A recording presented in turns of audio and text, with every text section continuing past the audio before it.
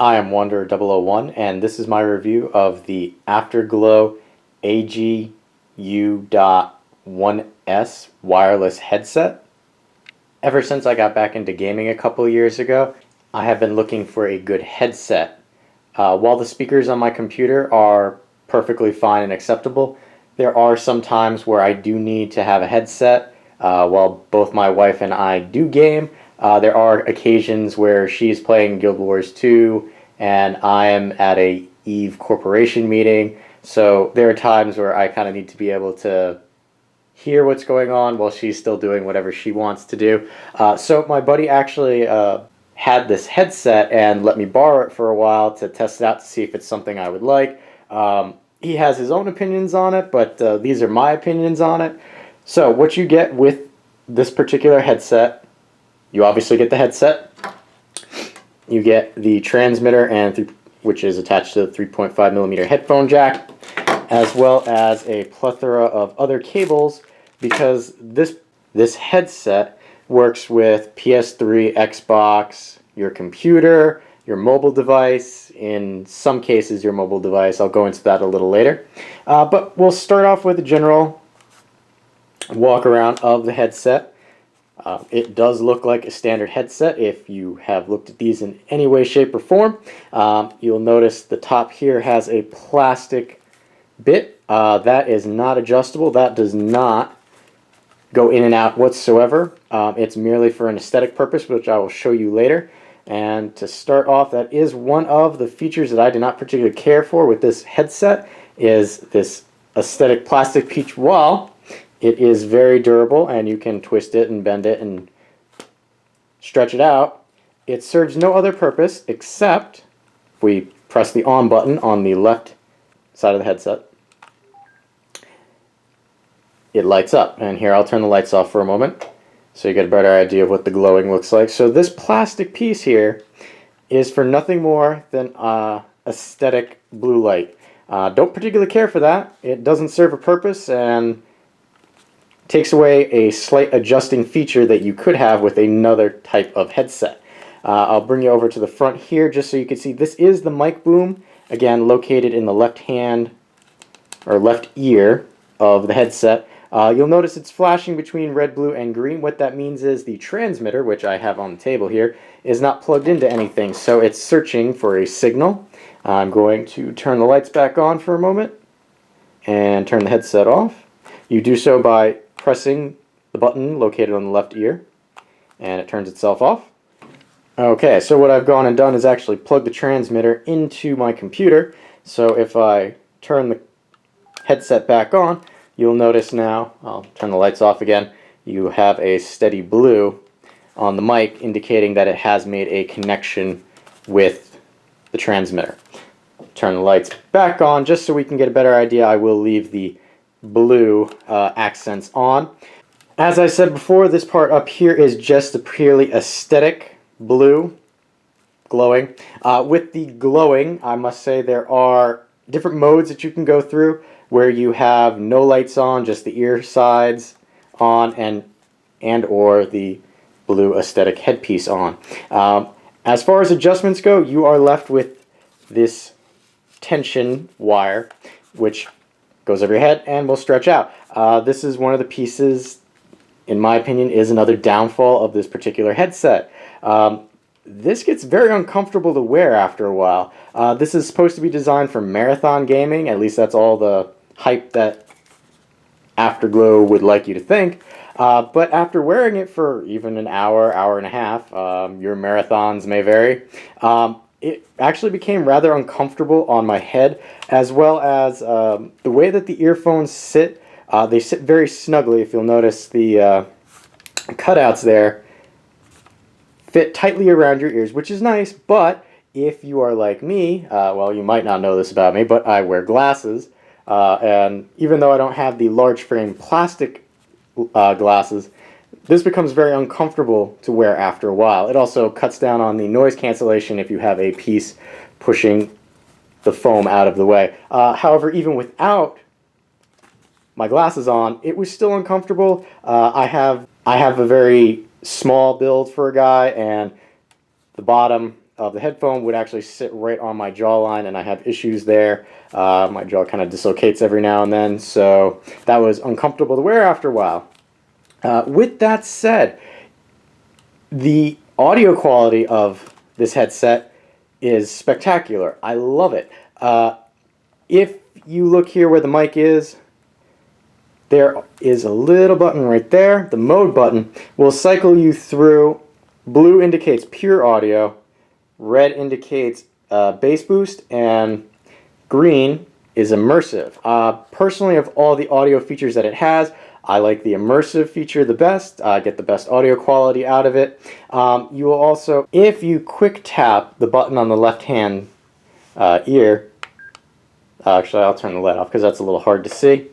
Quick tap will actually mute the headset. Now, while the mic boom is in the headphone, you won't be able to see that out of your peripheral vision, but if you do it from the extended mode, you would be able to see that out of your peripheral. You also do get an audio notification that it does so. The range on this is rather good. The information you get from Afterglow says it's whole house capable.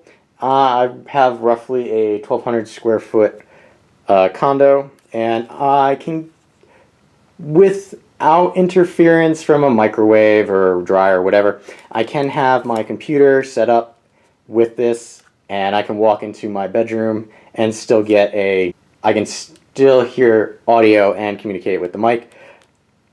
If you do walk out of range, just like when I had the transmitter not plugged in, you'll get flashing on the mic piece, as well as you'll hear an audio tone indicating that you've gone out of range, and you'll also hear the actual audio get kind of squawky.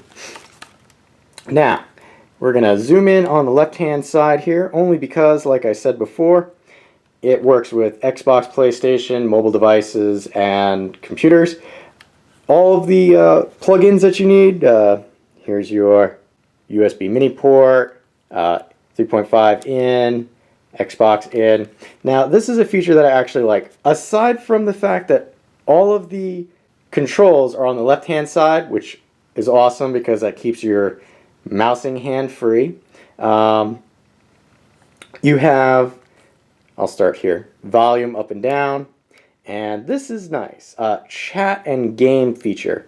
What this does is you can control the audio if you use something like TeamSpeak as an audio client, and in-game you can run both at the same time. Maybe you're just floating around in space and Eve and nothing really is happening, but you're in TeamSpeak. You can turn up the audio in the chat and have the game audio lower. Now, the way I normally did this with before I had a headset, I would have to turn down the audio levels in the game manually and turn up the volume on my computer for the game for the chat client.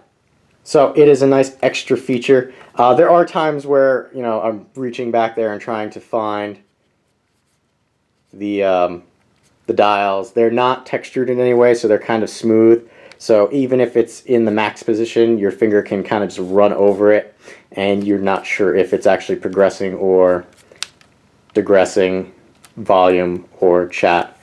I use these, like I said, primarily for gaming. I have used them for editing videos, like I'll probably do with this video. It helps to cut out some of the background noise because I have noisy neighbors at times and I don't want to turn up the volume on my computer to edit. Now, I did say that these were mobile or could be used with mobile. Now, there's one caveat with that.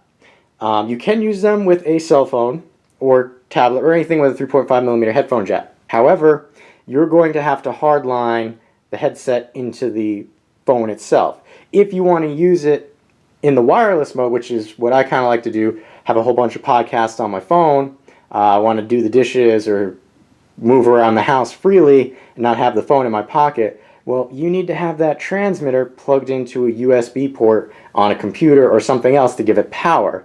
If you don't, you'll only be able to get wired connection between your smartphone and the headset.